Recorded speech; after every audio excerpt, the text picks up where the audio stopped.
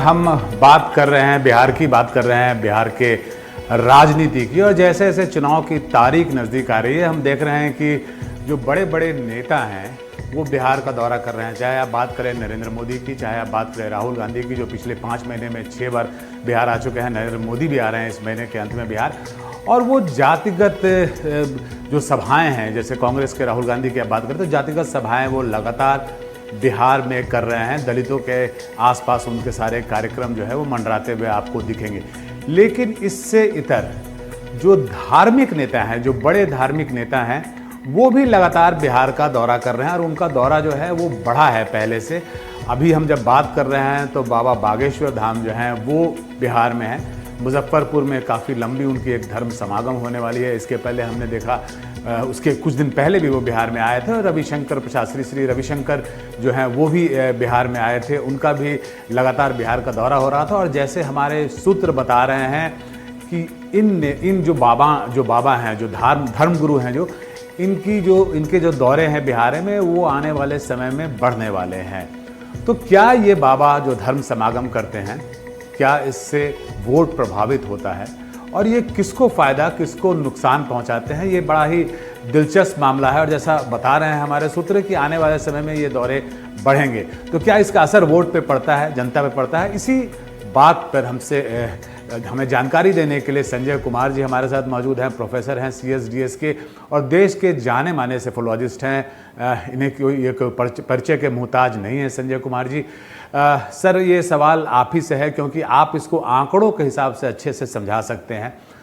Political perspective से तो लोग बयान देते हैं, पर आंकड़ों के हिसाब से बताइए कि ये जो धर्म गुरु आते हैं, जो बड़े बड़े ये भाषण देते हैं और एक तरह से जाति को छोड़ के धर्म के नाम पर लोगों को यूनाइट करने की कोशिश करते हैं।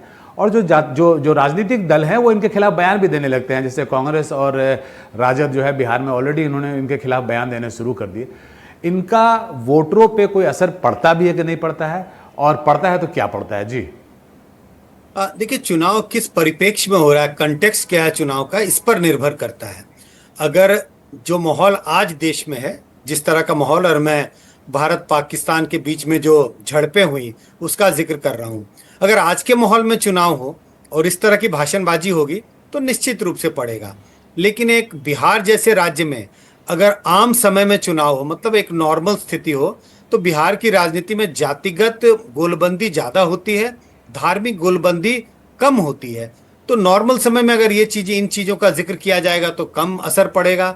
लेकिन आज की स्थिति में तो इसका असर, मुझे लगता है अगर इस वक्त चुनाव होते तो निश्चित रूप से कुछ ना कुछ फर्क पड़ता।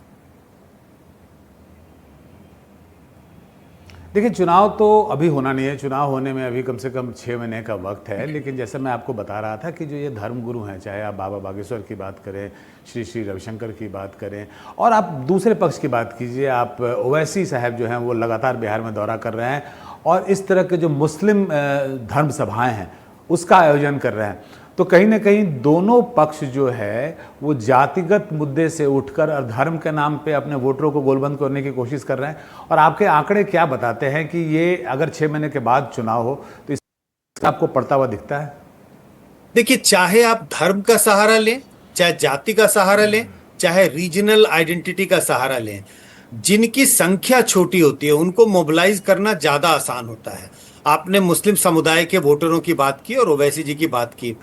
अगर वो अपने धर्म के लोगों को के लिए अपील करते हैं तो उनके लिए उन समुदाय के वोटरों को गोलबंद कर पाना ज्यादा आसान है।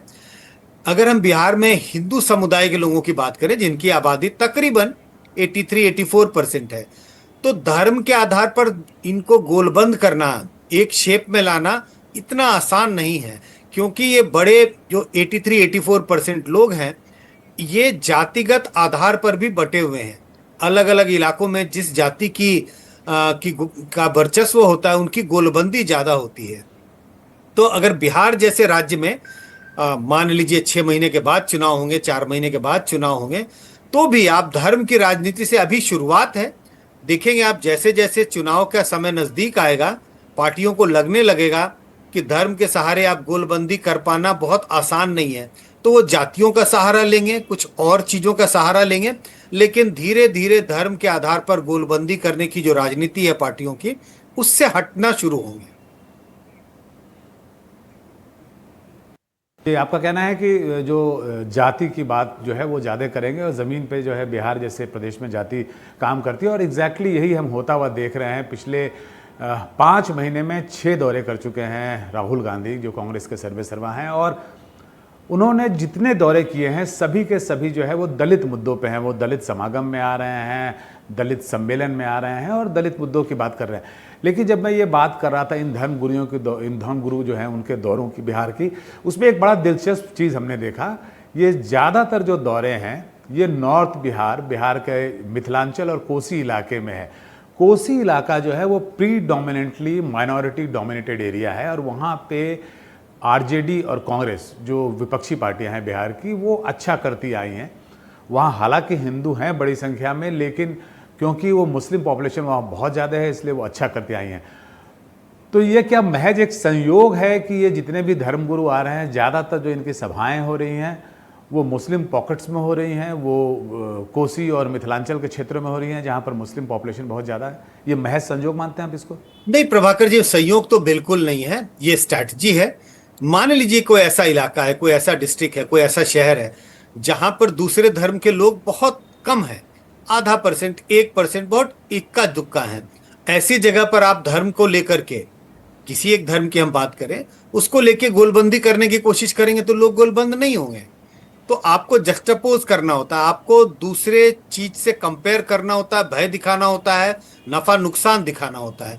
तो ऐसे इलाकों में, ऐसे जिलों में अगर आप, जहां पर मुस्लिम आबादी है, जहां दूसरे धर्म के लोगों की आबादी है, और जिस तरह का माहौल है, कुछ न कुछ लोगों के बीच में मतभेद है, मनमुटाव है, तो इसको आप कैपिटलाइज करने की कोशिश करते हैं। तो संयोग तो बिल्कुल नहीं है, ये संयोग नहीं है, ये बिल्कुल एक प्रयोग कह सकते हैं कि ऐसे इलाकों में जाएं जहां पर मुस्लिम मतदाताओं की आबादी ज्यादा है, और आप इन इलाकों में जाके अगर धर्म के नाम पर लोगों को मोबिलाइज करने की कोशिश करेंगे, अपील करेंगे कि भाई देखिए 2-3 तरह के धर्म के लोग हैं, इस धर्म के लोग किसी खास पार्टी को सपोर्ट करते हैं और आपके धर्म की रक्षा करनी जरूरी है, या ये जरूरी है कि आप धर्म के नाम पर गोलबंद हो।